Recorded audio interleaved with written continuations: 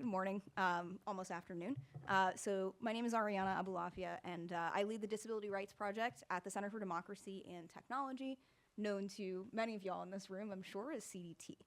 So a little background on that project. CDT's Disability Rights Project centers people with disabilities in our kind of overarching work to make tech and tech policies more equitable for all. And what I'm going to talk about today is kind of how we do that. And I'm going to use kind of some of the principles of inclusive design and talk about how to inclusively design AI and algorithmic systems so that some of the risks of harm, of discriminatory outcomes that we see now when disabled people interact with these technologies in various contexts, ranging from employment to education to benefits, so that we can kind of mitigate some of those risks. And in the earlier panels, in the morning panels, we had folks talking about AI as a tool both for, with the potential for immense benefit and also for risk. It is, in the disability space, the thing that's spoken about the most insofar as tech is spoken about is, the really significant benefit that these tools can have, mostly on accessibility for folks with disabilities.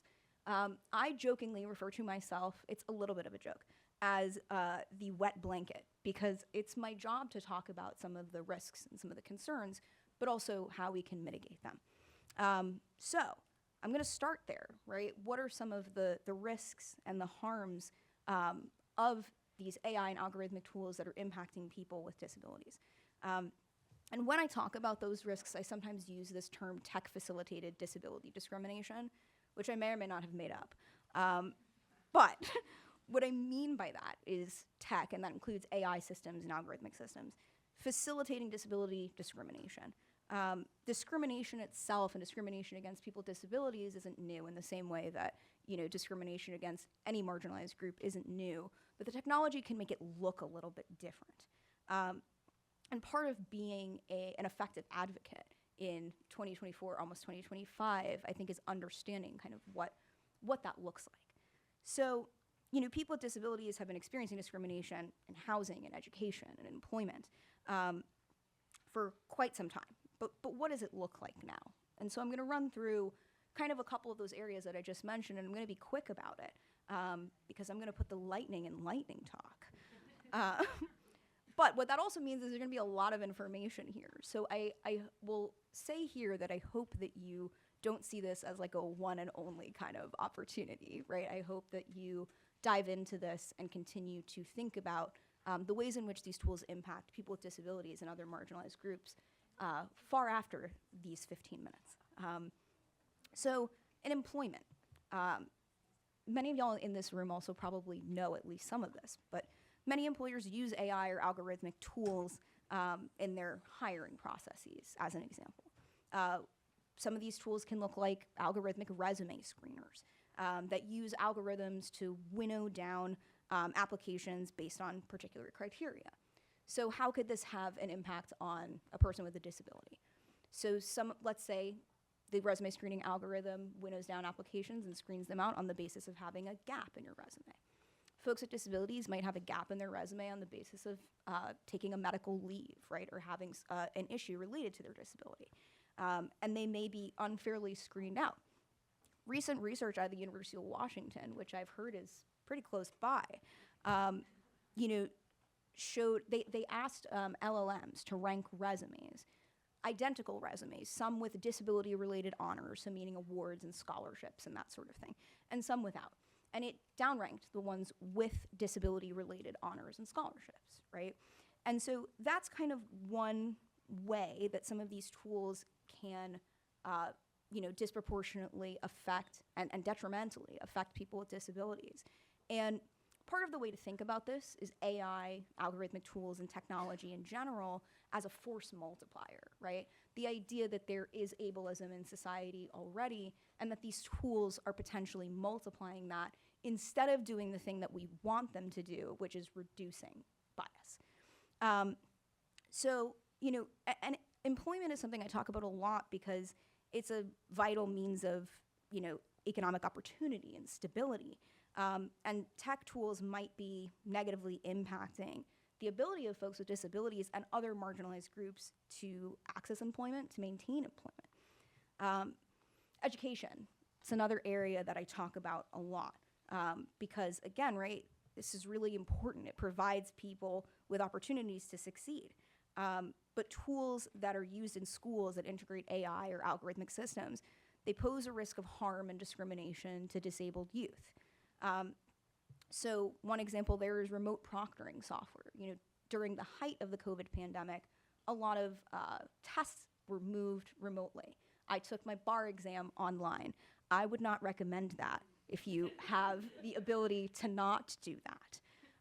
I would not. But a lot of those exams, they use some sort of remote proctoring software, and the goal is admirable, right? The goal is to increase academic integrity and reduce the likelihood of cheating, realistically. But they can unfairly flag disabled students on the basis of disability-related characteristics. So that can include, let's say, a student that has a gastrointestinal-related disability like Crohn's disease that requires them to leave or to use the bathroom frequently. Similar thing could be said about, let's say, a student that has diabetes or hypoglycemia and has to leave frequently to make sure that their blood sugar stays up. You know, similarly, student activity monitoring software, programs that are installed on school-issued devices, and their goal is to, you know, increase student safety and well-being, but they can flag terms related to disabilities like depression or anxiety. And that could lead to the disruption of education for disabled students in schools. Another example I'll give, right? Because we're going quickly to talk about some of the harms so that we can ground the solutions, because there's no use in talking about solutions unless you first make sure that there's a problem. And the first thing I'm here to tell y'all is that there's a problem. So in the context of government benefits, right? For those who may not be steeped in the world of Medicaid, a lot of folks with disabilities rely on government benefits, such as those administered through Medicaid, which is largely done through the states. And many states use algorithms to help with the process of determining how many hours of care, which kind of generally referred to as home and community-based services, or HCBS, someone is able to get. And that's dependent on a whole bunch of factors, right?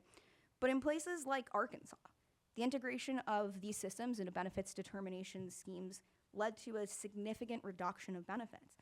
And there was a court case in Arkansas that was brought by my colleague who leads an organization called Tectonic Justice, where he argued that, you know, this reduction in benefits due to the integration of an AI and algorithmic system was a violation of beneficiary due process rights, and the court agreed with him.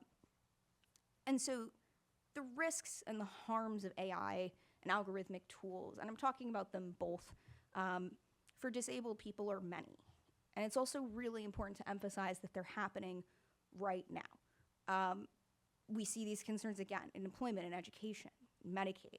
We see it in housing, where some tenant screening algorithms use things like medical debt to prevent, which can prevent folks with disabilities from securing housing. We see it in transportation, some autonomous vehicles that use pedestrian recognition algorithms. Those algorithms haven't been trained sufficiently to recognize folks in wheelchairs, who use wheelchairs. We see it in healthcare, opioid use algorithms that may flag disabled or chronically ill patients incorrectly as being quote unquote doctor shoppers, leading to reduced quality of care. And on that last point, there's a wonderful New York Times article that just came out about that. If anyone's interested, I encourage you to take a look at it. So the thing is, right, in every single context that we can think about, AI and algorithmic tools are being used, and there's some risk to disabled people. And I focus on disabled people in my work as a person with disabilities, but I also focus on multiply marginalized disabled people, meaning folks with disabilities who are multiply marginalized. So disabled people of color, disabled queer people, disabled women, right? And there are multiple forces of marginalization that interact with these tech tools as well that lead to some really concerning risks of harm for these populations.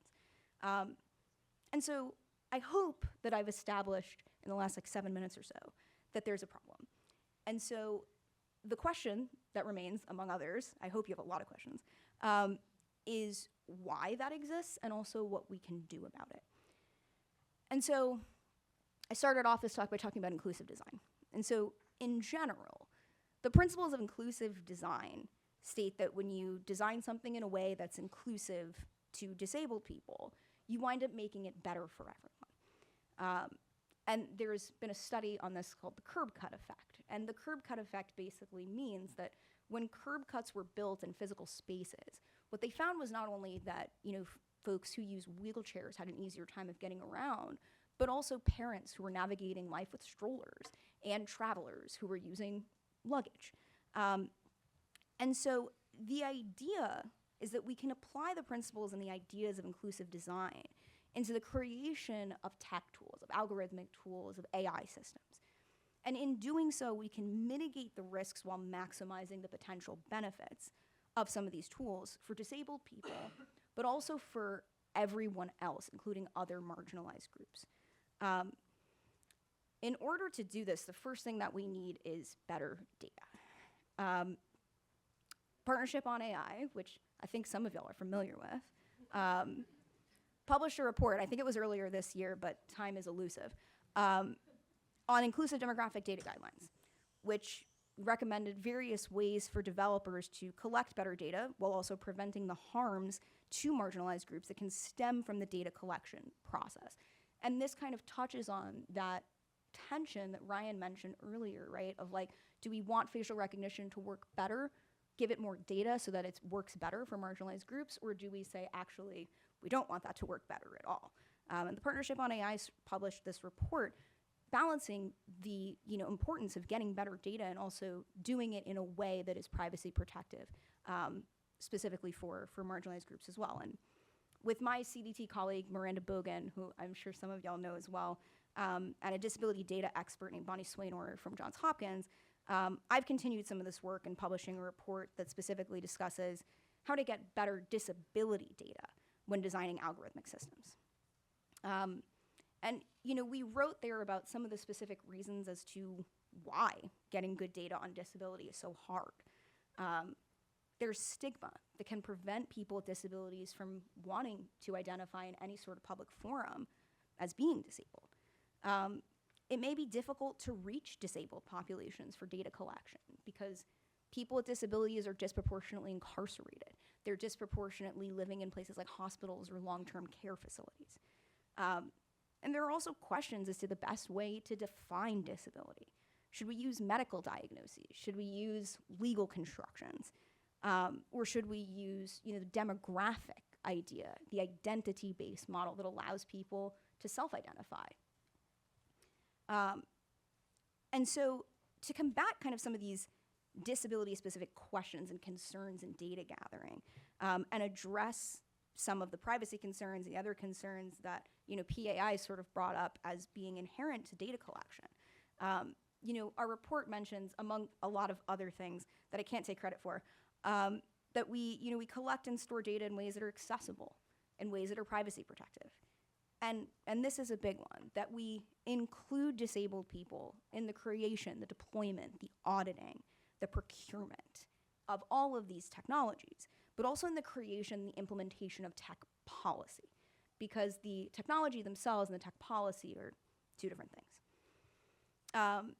And so I hope that it's apparent how these sorts of principles could lead to more inclusively designed algorithmic systems for all marginalized people.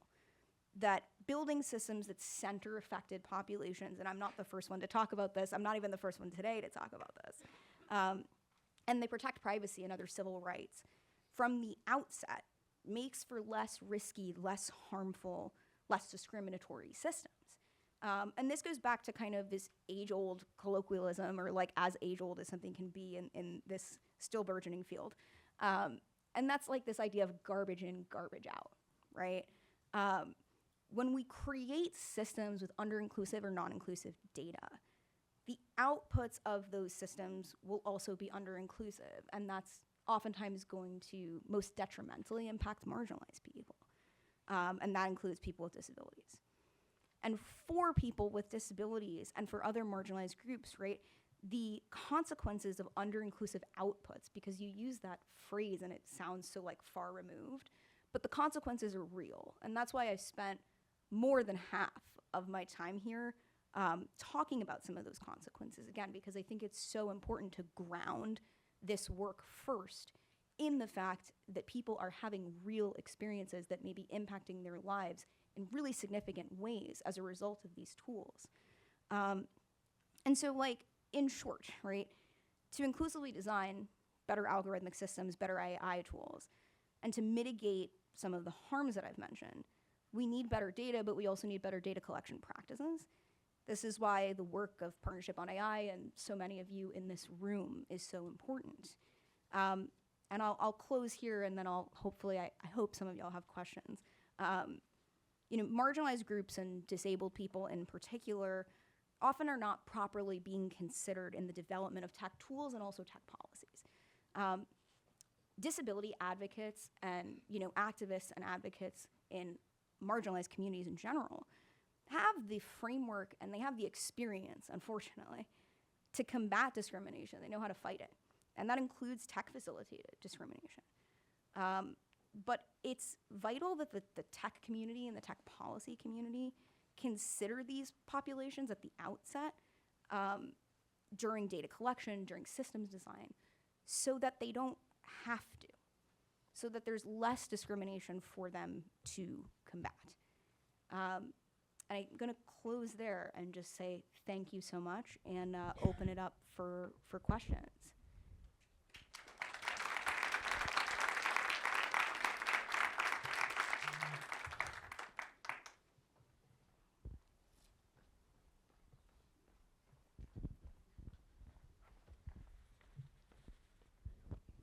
Hi. Can you talk a little bit about how to combat the fact that a lot of the language that you used is now going to be used to fight things like conservative bias and you know, these ideas of fairness are going to be, and already are, we're seeing it, like considered woke AI. Can you just talk a little bit about ways in which CDT can help address this issue? Sure. So one thing I'll say is that historically, and some of y'all in this room may know this and some of y'all may not, historically disability policy was a bipartisan effort. And I know that that can sound a bit unusual for these times, but it truly was. And if you look at, you know, really landmark disability rights statutes like the Americans with Disabilities Act and the Rehabilitation Act, these are things that were passed with bipartisan support. And so I think that that is a place that we have been before on some of these issues. I think that's a place that we can get to again on some of these issues. And I also think that, you know, what we're talking about here is really building systems that work better for everyone. When systems are more accessible, let's say you're a tech company and you're building a system, you probably want that to be accessible just as much as a disability rights advocate does, because it means I can use it, but it also means you get me as a user and my whole community, right? And there are ways to make those market share arguments that I think exist outside of hyperpoliticization, right? And what I'll say about CDT has been around for 30 years. We're having our 30th birthday.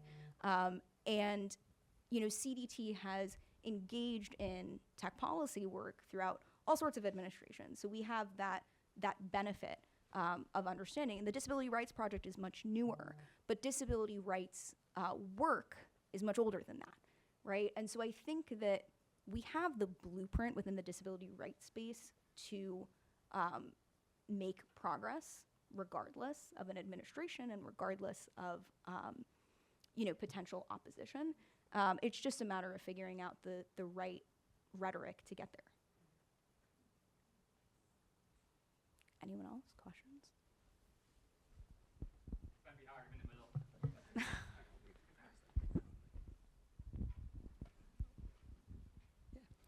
So, as someone at a tech company, what are things that you wish tech companies would be doing more of as you think about kind of Gen AI applications, the different kind of co-pilots being built, et cetera, et cetera? Do you see any opportunities that you really want tech companies to kind of embrace or that you're excited about? Yes, I love that question. Thank you. I think the number one thing that I would really want tech companies to do is to engage in proactive outreach with the disability community and with other marginalized communities. I think that certain companies do a really good job of engaging in proactive outreach for certain marginalized groups. I think from my experience, a lot of times folks with disabilities are a bit overlooked in that conversation. And I'm very privileged to work at a place like CDT where I'm able to talk to companies and I'm able to be in a room like this, right? And there are times when I've spoken with companies where the response has been, a disabled person has never said this to me before. And that's probably true, is the thing. And that's partially because folks with disabilities are not necessarily being thought of at the time and place and manner that they should be. And I think that, one of the things that I see as part of my job is bridging that gap between the tech and the tech policy communities and the disability community. Partially because there's just not a lot of disability expertise in tech, and there's not necessarily a ton of tech expertise in disability either. And that's not to say that there aren't fantastic accessibility experts who are brilliant at basically every tech company I've ever spoken to, because there absolutely are. But the work of disability discrimination with AI and algorithmic tools, accessibility is kind of a floor. And all of the things I mentioned kind of earlier on in this talk, those are some of the other manifestations of what disability discrimination in interaction with these tech tools can look like. And it's those sorts of things that I think are not necessarily being centered within the tech companies. But when I speak with the folks in the disability community, and a lot of my work is organizing in the disability community, those are the things that folks are more concerned about. And it's not to say, again, that the fight for accessibility is over. It is not. That is a perpetual thing that we are working on, and that, I think the disability community has made really significant gains, partially because there are so many tech companies that value accessibility. But there is so much more to it than that. And to address those things, to have a real commitment to addressing those things, requires proactive outreach.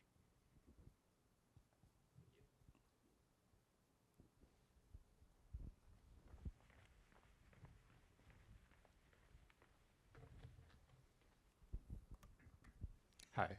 Hello. Hi. What role do you think government has in protecting disability rights? Do you think any federal laws need to change? Is there advocacy around that?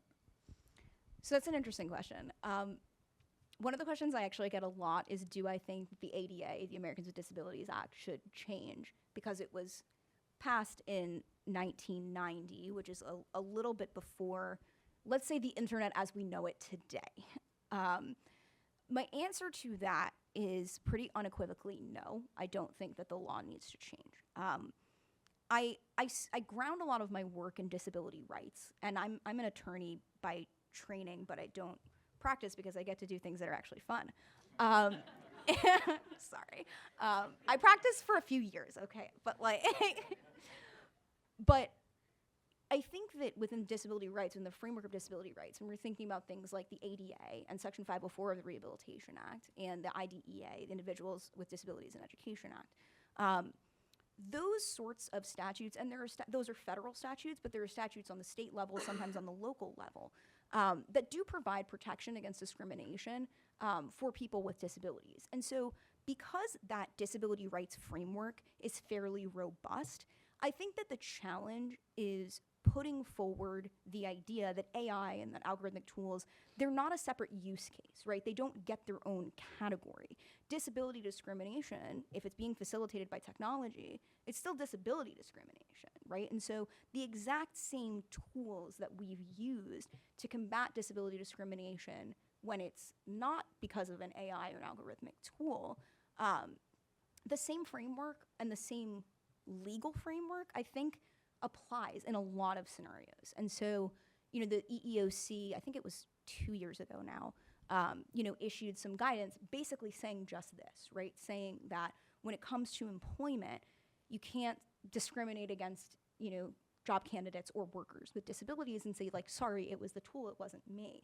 because AI isn't a separate use case. I think that that's sort of the challenge, is putting forward that idea more so than saying we need to change existing disability rights laws. That's not to say that I don't think that there is regulation that could be helpful, like something like comprehensive privacy legislation. But it is to say that at least from the disability angle, we do have a framework that exists, and those laws are written in a way that, at least in theory, do apply to some, if not a lot, of the harms that we're seeing.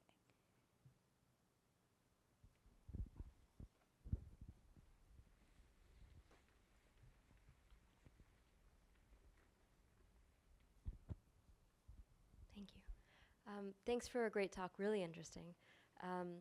My question, and I'm not sure exactly how to ask it perfectly, so forgive me, but so you spoke about the disabilities community, and you also spoke about, just separately, that AI has a multiplying factor. And so that presumably means, and we know, that actually AI will impact different marginalized communities and different iterations of marginalized communities and intersectionalities. And so my question to you is, like, how do we, looking towards these next years, is like, how do we, like, do you have recommendations or best practices or frameworks? How do we identify what other possible marginalized communities or marginalized individuals, or not marginalized, but like, how will people really be impacted by AI? We can't really foresee all the different combinations, but we know they will. Like you described Crohn's disease or someone with another disability, and they're so individual in some ways, that how to have a bigger framework for all these possibilities. And can I just say, before you answer, your talk kind of made me think that in a different world, we talk about responsible AI, but in a different world, maybe we'd call it better AI, because that's really what it is, right? I think that's right. I think it's better to be responsible, right? Your question there is a really good one, and a really important one, and a really complicated one. The way I'm going to answer it is going to be slightly dissatisfactory. So, expectation management. But disability, no marginalized community is a monolith, right? Disability in particular is extremely, extremely varied. Folks with disabilities experience all of the systems I talked about, education, employment, right? And they also experience tech and tech tools in such different ways. And, there are some disability advocates who focus their work solely on one or two types of disability, right? There are whole groups that focus on advocacy for those who are deaf or hard of hearing, or folks who are blind or low vision. My work is cross-disability in nature, meaning that I try to find those best practices and those solutions that work best for, as many folks with disabilities as possible. And that's not always easy, because there are tensions. There are tensions between things like cybersecurity and accessibility. There are tensions in all sorts of things, right? Between being able to access tech tools and being able to have your privacy protected, right? But what I will say, because I know the lights are changing, which means it's like the Oscars and it's time for me to go. I think that the most important thing that we can do moving forward, right, is to recognize that these communities are not monoliths, to engage in that proactive outreach, but also to remember that there is a way to build things that is better for everyone. We just need to think about how to do it. And I have left you with some of my ideas, but like everyone in this room probably has way more ideas than me. So that is a lunch topic. And thank you all.